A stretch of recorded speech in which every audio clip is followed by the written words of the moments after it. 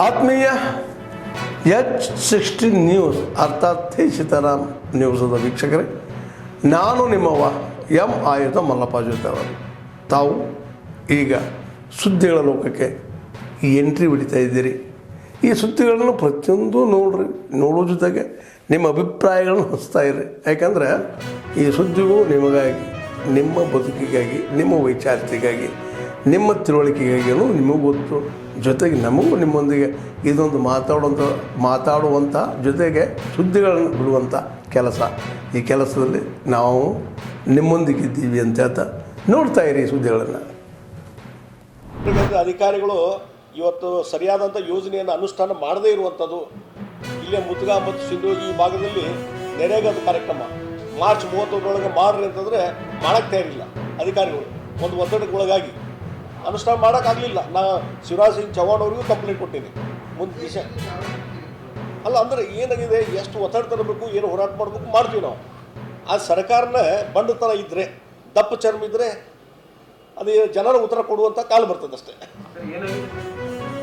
ಏನಿಲ್ಲ, ಈ ಮೊದಗ ಮತ್ತು ಇದ್ರಾಗೆ ನಿಲ್ಸಿ ಇಲ್ಲೇ ಅದ ನಮ್ಮ ಸತೀಶ. ಅಲ್ಲಿ ಏನಾಗಿದೆ, ಇವತ್ತು ನೆರೆಗದ್ದು ಅವ್ರ ಪಾಪ ಗ್ರಾಮ ಪಂಚಾಯತಿ ಅಲ್ಲಿ ರೆಸೊಲ್ಯೂಷನ್ ಪಾಸ್ ಮಾಡ್ಯಾರ, ಇಷ್ಟು ತೊಗೋಬೇಕು ಅನ್ನುವಂಥದ್ದು. ನೆರೆಗದ ವರ್ಕ್ ತೊಗೋಬೇಕು, ರಸ್ತೆ ಗಿಸ್ತೆ ಮಾಡ್ಬೇಕಂತ ಮಾಡಿದ್ರು, ಎಲ್ಲ ಮಾಡ್ಬೇಕಂತ ಮಾಡಿದ್ರು. ಅದನ್ನು ಎಸ್ಟಿಮೇಟ್ ಮಾಡಿ ಕಳ್ಸಾಕ್ತಾ ಇರಿದ್ದಿಲ್ಲ. ಮುಂದೆ ನಾವು ಒತ್ತಡ ತಂದ ಮೇಲೆ ತೊಗೊಂಬಂದರು. ಸಿ ಇ ಒ ಕಡೆ ಬಂತು. ಸಿ ಇ ಒ 4 ದಿವಸ ಹಂಗೆ ಇಟ್ಕೊಂಡ್ರು.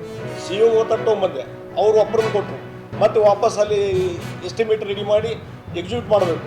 ಅದನ್ನು ಇವತ್ತು ಮಾಡೋಕ್ಕೆ ತಯಾರಾಗಲಿಲ್ಲ. ಆ ಪಿ ಡಿ ಒ ಅಲ್ಲಿದ್ದಂಥ ಅಷ್ಟೊಂದು ಎಡಿಯಾರಲ್ಲ, AWO ಯಾರೂ ಮಾಡೋಕ್ಕೆ ಇರಲಿಲ್ಲ. ಕೊನೆಗೆ ನಾನು ಶಿವರಾಜ್ ಸಿಂಗ್ ಚೌಹಾಣ್ ಅವರು ಕಂಪ್ಲೇಂಟ್ ಕೊಟ್ಟಿನಿ, ಮತ್ತು ಇಲ್ಲಿ ಚೀಫ್ ಸೆಕ್ರೆಟರಿ ಕಂಪ್ಲೇಂಟ್ ಕೊಟ್ಟಿನಿ, ಸೆಕ್ರೆಟರಿ ಕಂಪ್ಲೇಂಟ್ ಕೊಟ್ಟಿದ್ದೀನಿ. ಈ ದಿಶಾ ಇಲ್ಲಿ ಸಿ ಇ ಒ ಹಿಡ್ಕೊಂಡು ಕೆಳಗಿನ ಹಂತದ ಅಧಿಕಾರಿಗಳು ಒತ್ತಡ. ಇಲ್ಲಿ ಗ್ರಾಮೀಣದಾಗ ಯಾರಿದ್ದಾರೆ ಮತ್ತು ಅವ್ರ ಒತ್ತಡನೇ ಅಂದರೆ ಕೆಲಸ.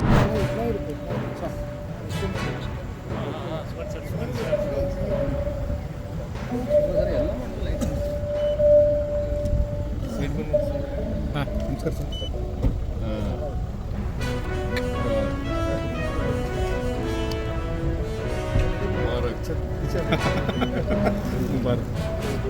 शेकलो पीछे सर तीनों ठहरो सर. हाँ ठहरो सर. बाजू sir, Raju sir. Sir sir ले आपका हो गया सर. देर पीछे से ले रहे सर. एक मिनट पीछे सर.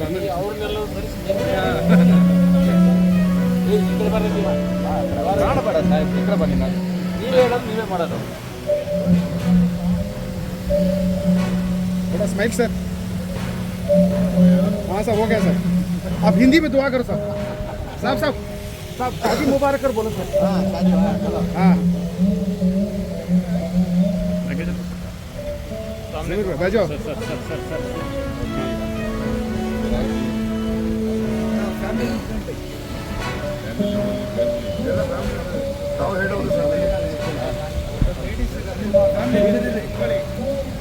दुल्हन के अब्बा अम्मी को बुलाओ.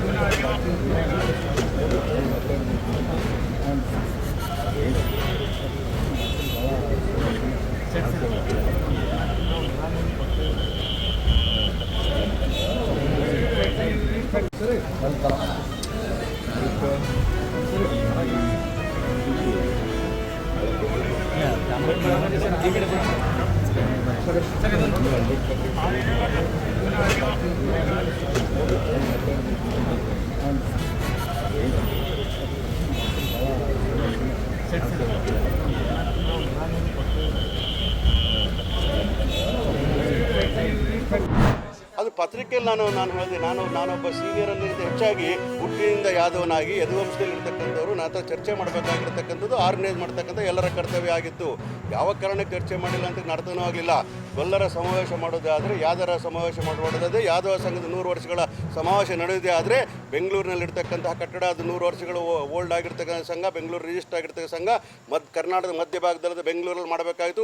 ಒಟ್ಟಾರೆಯಾಗಿ ಇರ್ತಕ್ಕಂಥ ಗೊಲ್ಲರು ಮತ್ತು ಅಲ್ಲಿ ಉಪಜಾತಿಗಳಾಗಿರ್ತಕ್ಕಂಥ 28 ಜಾತಿಗಳನ್ನು ಒಟ್ಟುಗೂಡಿಸಿ ದೊಡ್ಡ ಸಮಾವೇಶ ಮಾಡಬೇಕಾಗಿತ್ತು. ಅದು ರಾಜ್ಯ ಮಟ್ಟದ ಸಮಾವೇಶ ಆಗಬೇಕಾಯಿತು. ಬೆಳಗಾವಿಯಲ್ಲಿ ನಡೆಯತಕ್ಕಂಥ ಸಮಾವೇಶ ನಾನಿದ್ದರೆ ಅದನ್ನು ಹಣಬರ ಸಮಾವೇಶ ಮಾಡ್ತಾ ಇದ್ದೆ. ಯಾಕಂದರೆ ಬೆಳಗಾವಿ ಗಡಿಭಾಗದಲ್ಲಿರ್ತಕ್ಕಂಥ ಹಣಬರು ಬಹಳ ಬುಡಕಟ್ಟು ಜನಾಂಗ ಸೇರಿರ್ತಕ್ಕಂಥವ್ರು. ನಿಮಗೆ ಹೇಳಬೇಕು ಅಂದರೆ ಖಾನಾಪುರದಲ್ಲಿ ಒಂದು ಹುಲಿ ಬಂದು ತೊಗೊಂಡೋಗಿದ್ದು, ಹೆಣ್ಮಗನ ತೊಗೊಂಡಿರೋದು ನನಗೆ ಇವತ್ತು ಕೂಡ ಗೊತ್ತಿರ್ತಕ್ಕಂಥ ವಿಚಾರ. ಮಾಧ್ಯಮಗಳ ಬಗ್ಗೆ ಪ್ರಚಾರವನ್ನು ಮಾಡಿದ್ದೀರಿ. ಅಂತಹ ಒಂದು ಬುಡಕಟ್ಟು ಜನಾಂಗ ಎಷ್ಟಿಗೆ ಸೇರಿಸ್ತಕ್ಕಂಥ ಕೆಲಸವನ್ನು ನಾಗರಾಜ್ ಮಾಡಬೇಕು ಅಂತೇಳಿ ಆಲೋಚನೆ ಮಾಡಿ ಹೋರಾಟ ಮಾಡೋ ಸಂದರ್ಭದಲ್ಲಿ ರಾಜಕೀಯ ಪ್ರೇರಿತಕ್ಕಂತಹ ಯಾರಾದರೂ ಚರ್ಚೆ ಮಾಡಿದ್ರೆ ಏಕಪಕ್ಷೀಯ ಮಾಡ್ತಕ್ಕಂಥ ವಿಚಾರಗಳಲ್ಲಿ ನಾನು ಆಕ್ಷೇಪ ವ್ಯಕ್ತ ಮಾಡಿಸೋದಿಲ್ಲ. ಅವ್ರಿಗೆ ಶುಭ ಆಗಲಿ ಅಂತ ಮಾತು ಹೇಳ್ತೀನಿ.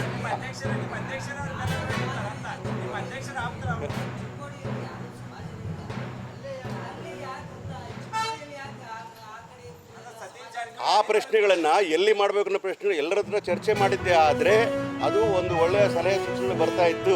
ಇದು ಯಾವ ಕಾರಣಕ್ಕೆ ಮಾಡ್ತಾ ಇದ್ದಾರೆ ಅಂತೇಳಿ ನಾನು ನಾಳೆ ಬೆಳಗ್ಗೆ ಗೋಕಾಕ್ ಹೋಗಿ ಸತೀಶ್ ಜಾರಕಿಹೊಳಿ ಹತ್ರ ಚರ್ಚೆ ಮಾಡಲಿದ್ದೇನೆ. ನಿನ್ನೆ ಸಂಜೆ ಮಾತಾಡಿದ್ದಕ್ಕೆ 13ನೇ ತಾರೀಕು ಬೆಳಗ್ಗೆ ಗೋಕಾಕ್ ಬನ್ನಿ ಮಾತಾಡೋಣ ವಿಚಾರನ ಹೇಳಿದ್ದಾರೆ. ನಾನು ಹೇಳ್ತಾ ಆತ್ಮೀಯರೇ, ಎಲ್ಲ ಸುದ್ದಿಗಳನ್ನು ನೋಡಿದ್ರಲ್ಲ, ಏನು ಅನಿಸ್ತು ನಿಮಗೆ? ಇದರಲ್ಲೇ ನಿಮ್ಗೆ ಲೈಕ್ ಆಗಿರ್ಬೋದು, ಡಿಸ್ಲೈಕು ಆಗಿರ್ಬೋದು, ಕಾಮೆಂಟ್ ಬೇಡಪ್ಪ ಅಂತೂ ಅನಿಸಿರ್ಬೋದು, ಕಾಮೆಂಟ್ ಮಾಡಬೇಕಪ್ಪ ಅನಿಸಿರ್ಬೋದು, ಶೇರ್ ಮಾಡಬಾರ್ದಪ್ಪ ಅನಿಸಿರ್ಬೋದು, ಮಾಡಬೇಕು ಅನಿಸಿರ್ಬೋದು. ಏನಾದರೂ ಆಗಲಿ ಶೇರ್ ಮಾಡ್ತಾಯಿರಿ, ಈ ನ್ಯೂಸ್ಗಳನ್ನ ಹಂಚ್ತಾ ಇರಿ, ಜೊತೆಗೆ ಇದಕ್ಕೆ ಸಬ್ಸ್ಕ್ರೈಬ್ ಆಗ್ತಾಯಿರಿ ಅಂತ ಹೇಳ್ತಾ H16 ನ್ಯೂಸ್ ಅರ್ಥಾತ್ ಹೇ ಸೀತಾರಾಮ್, ಇದು ಸತ್ಯದ ಕೈಗೆ ನಡಿ. ವಂದನೆಗಳು.